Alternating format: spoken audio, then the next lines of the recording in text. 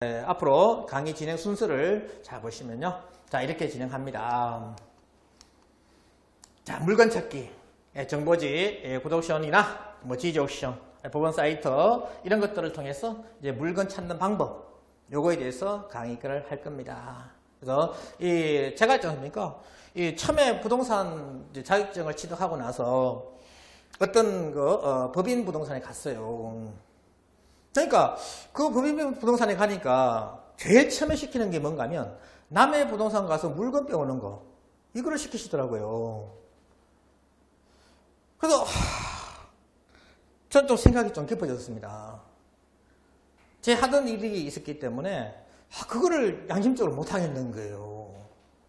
그리고 우리가 이제 또 뭐 대두리 친다 이렇게 얘기하는데, 파는 사람한테는 금액을 팍 낮춥니다. 사는 사람한테는 금액을 팍 높여요.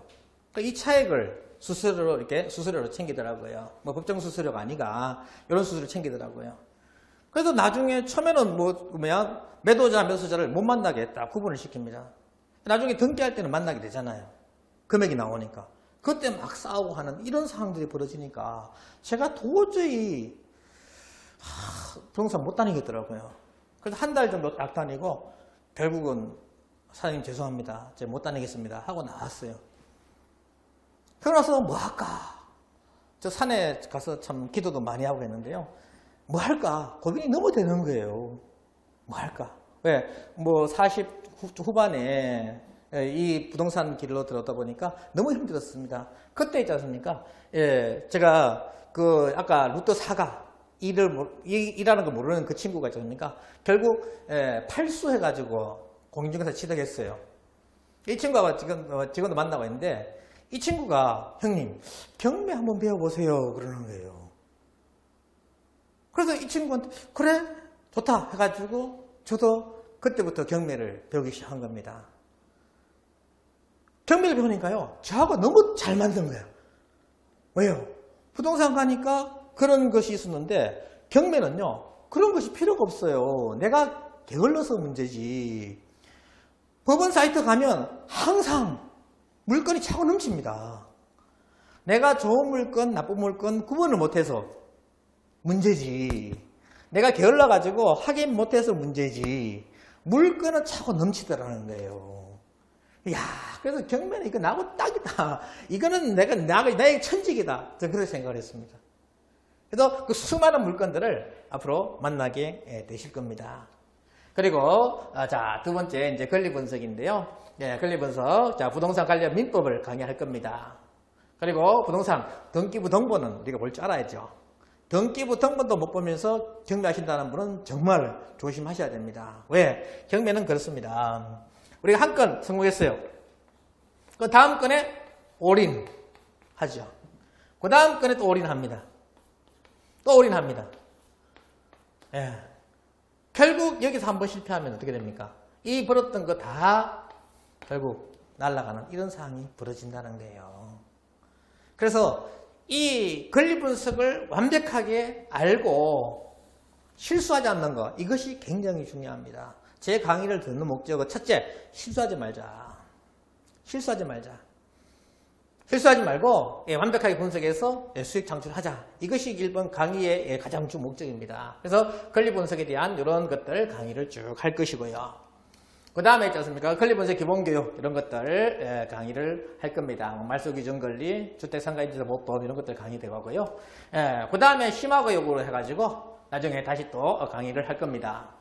보증기상권, 유치권, 그 다음에 지분, 공매, 공법들, 그 다음 배당, 분실채권 이런 것들요. 그 다음에 세법, 투자실무, P2P나 이런 것들이 있습니다. 이런 거에 대한 심화교육을 또 나중에 진행할 거예요. 그래서 이런 것들을 알고 나면 재테크하는데 상당한 도움을 받을 수가 있을 겁니다. 그래서 자, 이런 것들을 기본적으로 권리 분석 강의하고요. 그 다음에 이제 요 권리 분석이 됐으면 현장에 가야 되겠죠. 반드시 현장에 가서 확인을 해야 됩니다. 아무리 좋아 보이는 물건일지라도 현장을 확인하지 않고는 절대로 입수하지 말라. 이것이 경매 속설입니다. 우리가 감정평가 나가시면서 이 법원 입장에서도 사진을 잘 찍어서 물건을 좋아 보이게 만듭니다. 거기에 속으시면 안 된다는 거죠. 내가 발품을 팔아서 현장에 가서 반드시 확인을 해야 됩니다. 이것을 우리는 임장한다. 현장에 임한다. 해가지고 임장이라고 합니다. 그래서 부동산에 대한 가치 분석하게 되죠. 자, 내가 이걸 얼마에 매도할 수 있느냐. 매도가를 정해야 되겠죠. 매도가를 정하고 그 다음에 여기에 내 수익을 또 빼야 되겠죠. 그 다음에 또 뭡니까? 내가 인수할 그런 권리들, 사항들 해야 되겠죠. 그 다음에 또 뭡니까? 내가 뭐 인테리어 한다든지 뭐 보수비 있죠. 수리 보수 이런 것들 비용 빼야 되겠죠. 기타 등등을 빼고 나면 뭡니까? 이것이 내가 입찰할 수 있는 입찰가가 되는 거죠. 이런 것들을 현장에 가서 확인을 해야 되는 겁니다. 그래서 부동산을 가서 확인하고 그 다음에 동네 주민들을 만나고 이렇게 하는 거예요. 위험 요소 파악하고요. 입찰 금액 산정을 하는 것이 중요하죠. 그래서 우리가 권리 분석이 중요하다라고 하는데 이 권리 분석은 기본입니다. 기본. 권리 분석을 못하면서 부동산 한다, 경매한다. 저는 하지 말라고 이야기합니다. 어떤 분들이 그러더라고요. 야, 경매 배울 거 뭐 있노? 그냥 하면 되지. 그래가지고 제가 그랬어요. 그분한테 계속 그렇게 하십시오라고 하라고. 더 이상 말하지 말라고. 예, 아까 얘기했죠? 예. 이렇게 되는. 한 건 실수하게 되면 몇 천만 원, 손해보게 됩니다. 그때 후회한다니까요. 그래서, 완벽하게, 이건 기본이에요, 기본. 중요한 것은 이겁니다.